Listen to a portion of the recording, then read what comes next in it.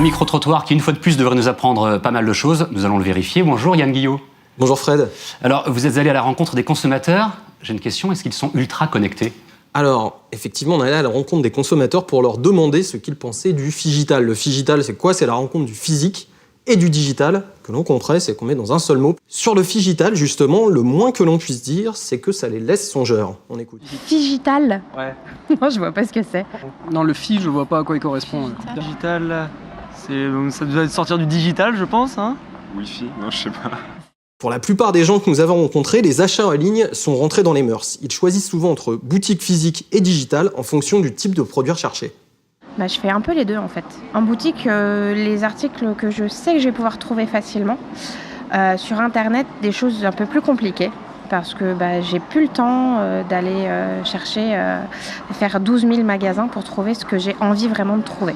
Moi, je privilégie internet dans le sens où c'est rapide et j'ai pas besoin de bouger quoi. Donc, Ça dépend tellement du produit en fait. C'est pas. Moi, c'est sûr que j'achète pas de vêtements sur internet parce que je préfère l'essayer. Après, si c'est des livres, si c'est de l'électronique, c'est des choses comme ça. Nous leur avons aussi posé la question des dispositifs de vente connectés, présentoirs interactifs, robots d'accueil.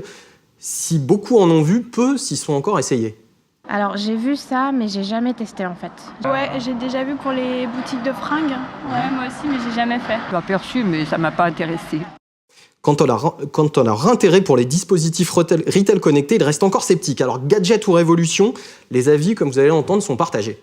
Je pense que c'est un peu gadget parce que ça dématérialise encore plus la vente.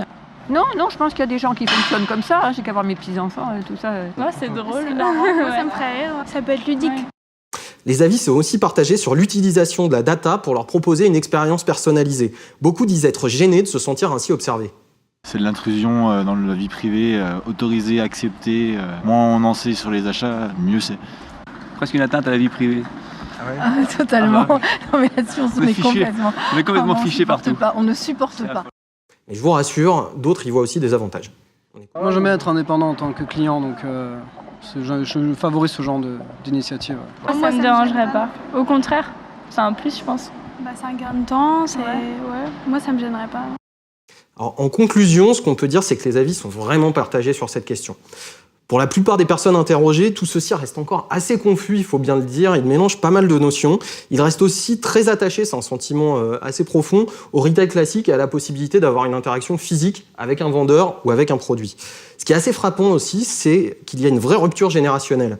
Les plus jeunes ont totalement intégré le fait de donner de leur data, d'avoir des interactions dématérialisées, etc.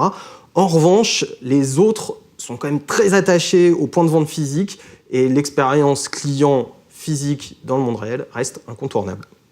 Merci Yann. Merci Fred. Et effectivement, une fois de plus, vous nous prouvez que d'aller au contact des gens dans la rue pour vérifier ce qu'ils pensent est assez enrichissant.